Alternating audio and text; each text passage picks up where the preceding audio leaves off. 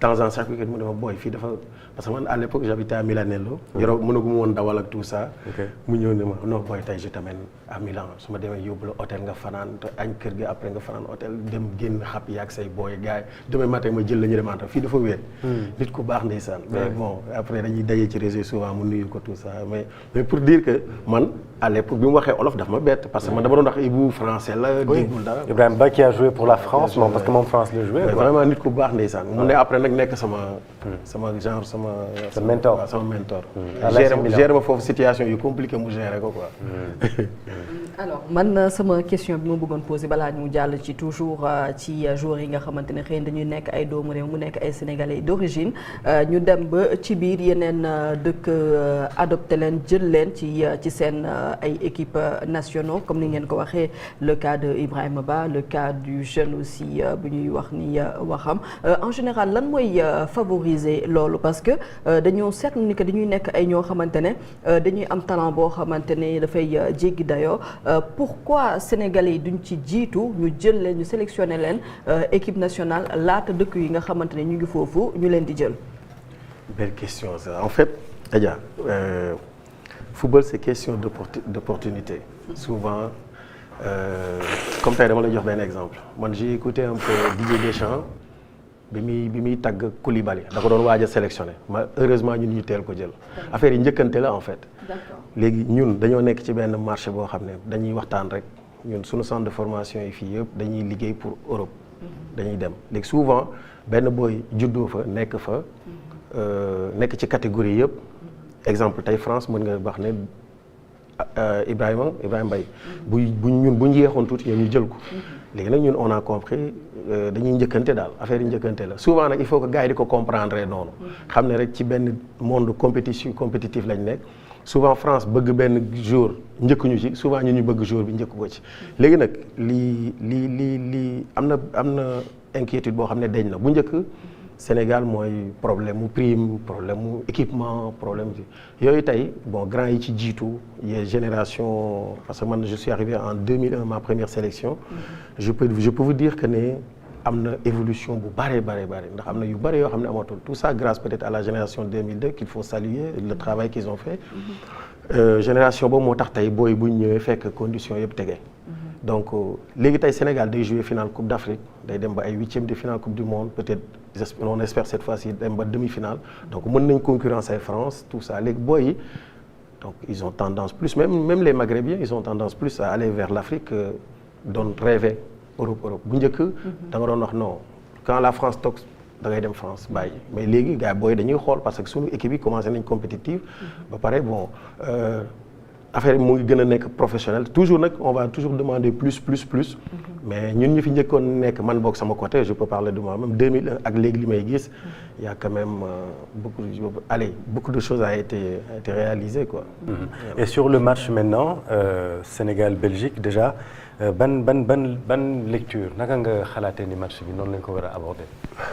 En fait c'est une équipe prenable moi là où je vous parle technique c'est une équipe prenable boo xam ne mën nañ leen gagner. Belgique nag bon ñoom aussi dañoo nekk ci benn phase boo xam ne ñun ci phase boobu lañ nekk mais ñoom dañoo conscient ci phase bi ñun conscient wuñ ci phase bi mooy que ne ñun dañoo am football ay at la da ngay nekk ci benn état nekk xale di ko def boo demee ba benn instant gars yi dañu war a defaraat affaire yi c'est-à-dire que Belgique ñoom dañu am ay De Bruyne ay Lukaku tout ça mën naa wax ñoom ils gèrent mieux leurs anciens que ñun.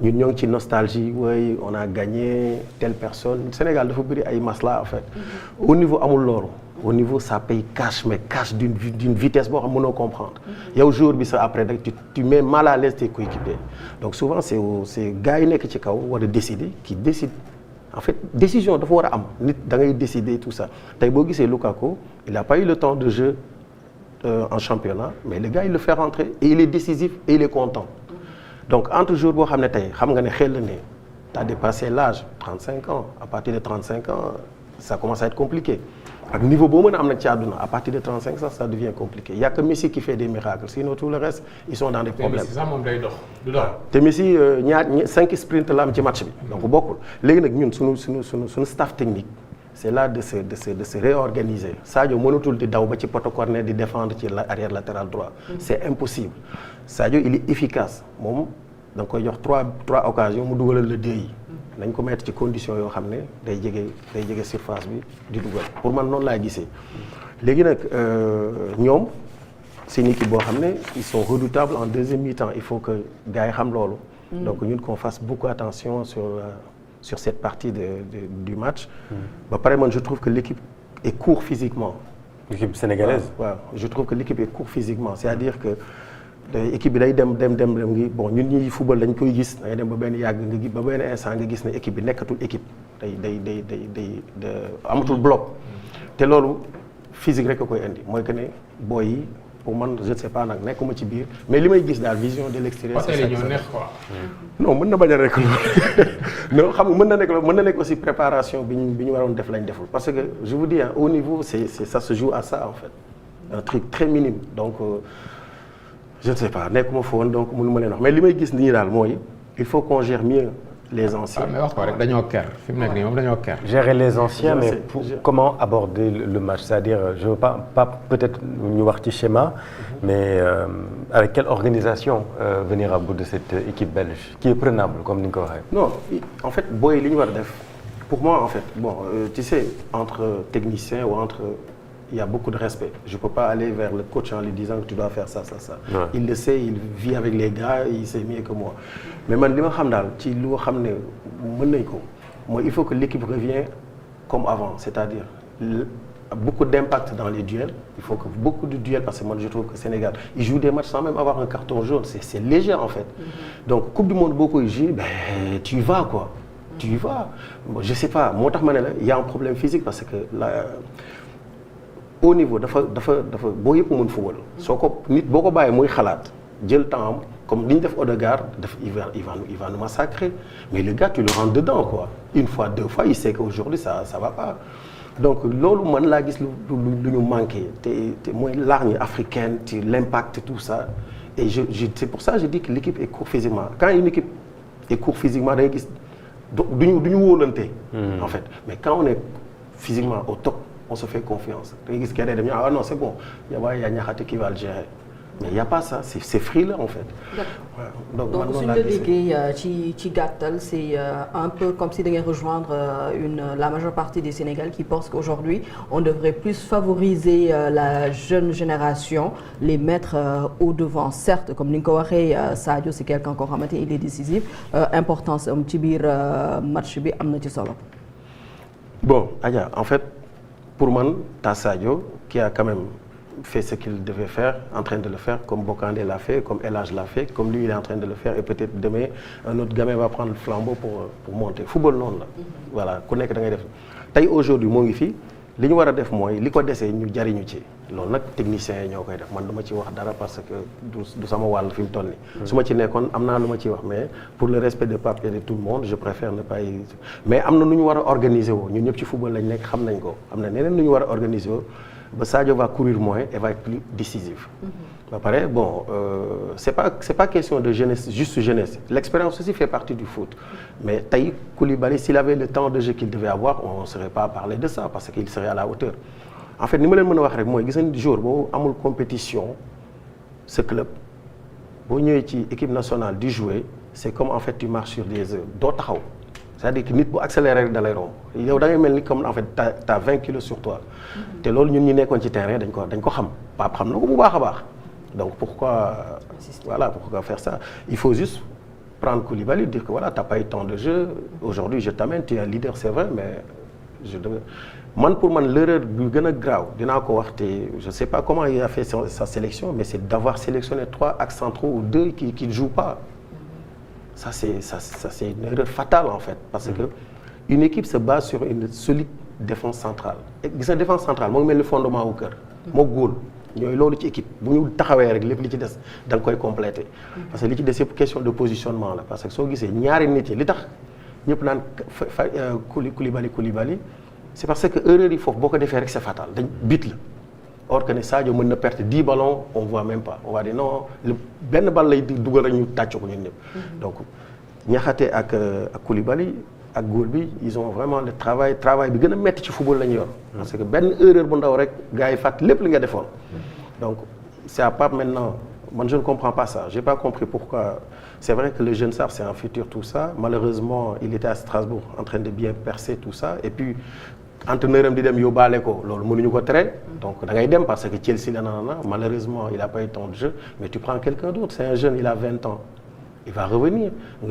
Il faut amener les joueurs. Ils nekk en forme à l'instant T. Loolu mooy football au niveau. Après, il va revenir. Et il aura le temps de se refaire en fait. Il est déjà champion d'Afrique à 20 ans. Papam sa nekk ko. Donc pour moi c'est comme ça. En fait voilà, c'est comme ça, il faut tracer en fait. Amul sentiment voilà. Au moment que tu es comme ça, les choses vont bien se. Xoolal Deschamps, il amène que les joueurs qui sont en forme. Jëlal sélection Deschamps yi depuis ba mu nekkee tête de l'équipe nationale France ba tey du jël joueur bu jéewul. Au niveau du ko baale. Nekkal ku la neex nag du la baal. Da ngay fay cash en fait. Mais logique boobu bu ñu ci demoon Adama, il y a beaucoup de joueurs sénégalais yoo xam ne duñ ci bokk ah. Mais tu amènes les locaux. Ah ouais. Oui, à ce niveau de la compétition. Oui, mais tu amènes les joueurs qui jouent. Parce que défenseurs centraux, c'est intéressant point de vue bi parce qu'il y a Abdoulaye Seck, il y a Koulibaly, il y a Mamadou Sarr. Et comme ni nga ko waxee, Mamadou Sarr ak Koulibaly, Abdoulaye Seck, je ne sais pas s'il jouait, mais en tout cas Sarr et Koulibaly effectivement, il manquait de temps de jeu. Donc loolu pour yow erreur la quoi. Erreur fatale. C'est pour moi moo topp équipe bi ba tey. Moo topp équipe parce que boo demee ba ci biir sélection tu prends un milieu de terrain pour le faire de jouer derrière, ça veut dire que t'as avoué ton erreur quand même, tu vois. Parce que Pathé Ciss ñaata fois la joué ci ginnaaw. yaa ngi dégg xam nga man terrain mën naa ci juum ci place yi ba mu des place boobu. non lu ma la ci wax rek téye. parce que c'est sa place la. Voilà c'est l'endroit où je peux dire Pape là da nga juum. léegi yeneen yi mën nañ ci waxtaan wala moom am na foo xam ne bu wax man damay noppi mais fii mën naa ne ko fii da ngaa juum parce que en fait yow mënoo comprendre défenseur central bu taxaw yëpp taxaw sérénité bi muy jox est-ce que yaa ngi seetaan France. yaa ngi gis Opam match yi muy def. il assure l'équipe. Upamecano waay. il assure l'équipe loolu mooy voilà moog beneen booy bi. da leen ñi dañoo football saison bi yëpp. da nga leen di raw suñu daw dàq la nangu bal bi nag loolu lañ amul. peut-être que voilà xam nga souvent Sénégal dafa xaw compliqué parce que da nga gagné Coupe d'Afrique ak ay nit. da nga gagné Coupe d'Afrique ak ay nit. c'est agréable ay booy lañ ngeen dund lu nice nga war a ñëw rek ne doo dem c'est chaud. mais il faut le faire. waaw mais quand même Pape dans l'histoire war na mën a xam ne tamit avenir am lay jouer ah il y a perdre et perdre bu dee dafa def ay choix yoo xam ne baaxul ñu éliminer ko loolu tamit dafay am ay conséquences pour moom. mais c'est un jeune entraîneur aussi bu ñu ko fàtte bu ñu fàtte ne c'est un jeune coach il peut se tromper aussi pour man mën na juum te juum te mën na arriver à tout le monde donc coach la boo xam ne jox nañ ko équipe locale mu gagné jox nañ ko équipe mu gagné c'est pas rien xam nga tey mën na juum day am mais pour man foofu dafa ci sélection bi te yaakaar naa ne bu ñu ko bu démb doon tey du ko defaatee parce que aussi chef ñun am nañ yeneen booy yoo xam ne ñu ngi ci yeneen championnat yu ndaw te booy yooyu en fait ils ont juste besoin que ñu mettre leen devant xam nga football souvent dama koy wax en fait chance la c'est-à-dire que tey mënoon nga yóbbu benn booy ma joxe exemple benn booy bu nekk ban division ban championnat laa gën a yàpp sa championnat bu gën a ndaw nga yóbbu ko mais mu dem exploser Liverpool jënd ko léegi il devient un joueur de top niveau mondial. comme le milieu de terrain ivoirien. ça c'est des choses qui arrivent donc bul complexe même s'il faut man exemple si j'étais à sa place même suñu amatul défenseur central bu nekk Europe buy jouer parce que c'est pas question Europe mën na nga jël fi benn booy bu jouer Jaraaf mu dem toj jóge fii dem jouer ji Paris Saint-Germain. wala benn booy bu jouer Lens. waaw mais xam nga football nag bon gars yi dañu naan la souvent voilà. xam nga ki Chérif bëgg a wax. peut-être ben voilà ben voilà je le dis et la waa régie effectivement wan nañ ma ko et ce garçon là bon c'est gênant nag de parler des absents. C'est très gênant peut-être même manquer de respect au présent. Mais est-ce que c'est quand même une erreur de ne pas avoir sélectionné ce joueur qui est en forme. Pape moo yor outil yi. moo ko woo téléphone peut-être waxtaan nañ xam na lu tax jëlu ko. mais man nag wax dëgg yàlla bu ma doon entraîneur moom mu bëgg ñëw équipe nationale avec xam nga en fait gars yi dañuy dëkk ci yenn yoo xam ne amul njëriñ mooy li ma la wax xale yi souvent bu ñu leen di déglu souvent ñu wax ay wax yoo xam ne doo comprendre après. ñu dem ba ci biir regretter ko même ñun ñi nga xam ne sax ñun ñooy ay mag on peut faire des erreurs. c'est vrai xaw ma nag bon lan mooy véritable kii bi parce que nit aussi da ngay wax sooy wax toujours da ngay am benn réserve. mais bu fekkee ne moom il était prêt à venir. Malang Sarr. nga bàyyi ko fi koo xam ne joué na peut-être toute la saison ouais. toute la saison malheureusement nga bàyyi ko fii indi ñoo xam ne joué ñu pour man erreur la ci coaching. waaw du ma ne xaw ma nag ban raison moo tax ñëwul mais jour bu am niveau la parce qu'ils sont deuxième au championnat français derrière PSG. Bien sûr. ba pare jour bu am benn certaine expérience joué na ci championnat yu mag yu bari donc je pense que loolu erreur la quoi waaw. waaw ñun presque dañu dee woon dekki. mais quand même Belgique waru ñëw mën a bañ a football le huitième de finale. bu ñu xoolee force yi. comme li ma la wax rek Pape la Belgique elle est prenable en fait parce que ñoom instant bi dañu nekk di defaraat seen football ay Kevin De Bruyne dañuy waaj a dem ñoom Axel ñoom Lukaku ñoo ngi commencé defaraat mais ñoom comme ni ma la wax rek ils gèrent mieux les anciens que nous Lukaku il rentre faire la fin il marque ses buts il est content. waaw ñuy gère léegi nag am nañ ay joueurs duñu équipe boo xam ne tey équipe bu koñ bi la ils ont quand même c'est une bonne équipe. surtout équipe boo xam ne vers comme ni ma la wax sur la deuxième mi-temps sont très compliqués donc il faut que ñun man li ma ci titre rek lenn la te yàlla bu mu am mooy ñun instant bi ñuy baisser niveau physique ñoom instant bu lañ fort. yaa ngi koy wax léegi nii yaa ngi naan en seconde mi-temps et on a remarqué que Sénégal contre la France premier mi-temps bi ils ont assuré mais deuxième mi-temps bi ñu gis ni wàcc nañu donc là mu nar a nekk si le schéma continue comme ça mu nar a nekk loo xamante ne difficulté bu rëy la nar a doon pour équipe nationale bi. en fait sama analyse doon naa ko def mu gën a pointu bu fekkoon ne Irak dafa jouer à 11 contre 11. doon naa la wax loo xam ne tey peut-être que du deñ mais match boo xam ne carton rouge da ci teel a am rek. day déjouer lu bëri. donc doo xam équipe bi ban niveau la nekk. mais daal li ma ci mën a wax mooy il faut qu'on répète la première mi-temps de la France. en étant bien comment on dit ça devant les buts en étant plus précis. essayer de marquer et puis essayer de gérer la deuxième mi-temps. s'il faut il faut couper le match souvent parce que football il faut am caay-caay di ci am ngay dagg match yi. ñuy gaañ ñi ñuy kii voilà voilà yooyu da ci bokk quoi. nawetaan quoi yëfu bandi. voilà yëfu bandi organisé parce que ñun on a des problèmes en deuxième mi-temps souvent. à partir de 60e minute je vois que l'équipe baisse de l'intensité. léegi nag am na match yoo xam ne comme match bu mujj bi ci lañ dugal mais est-ce que le fait qu'ils étaient à 10 et ils étaient cuits parce que xam nga jouer 13e minute. à 10 ba 80e minute ñu dugalal la ay boy Pape Gueye ak boy yooyu c'est chaud pour les Irakiens. C'est vrai. donc man daal moo tax match boobu mënu ma ko jël référence mais su ma jëlee ñaari match yu njëkk yi on a toujours eu des problèmes à partir de 60e minute et c'est pas bien. Et les Belges c'est ce moment-là qui sont bons. forts. D'accord. Alors il est 8h passées de 54 minutes amis téléspectateurs amis internautes ci la matinale de Evenprod Média alors ginnaaw Sénégal bu mu nar a jouer tey ak équipe bu Belgique dem nañu seeti ñi nga xamante ne ñoom ñooy sénégalais yi laaj leen seen xalaat tey jii nii d'après ñoom lan mooy équipe type bi nga xamante ne moom la entraîneur bi war a mën a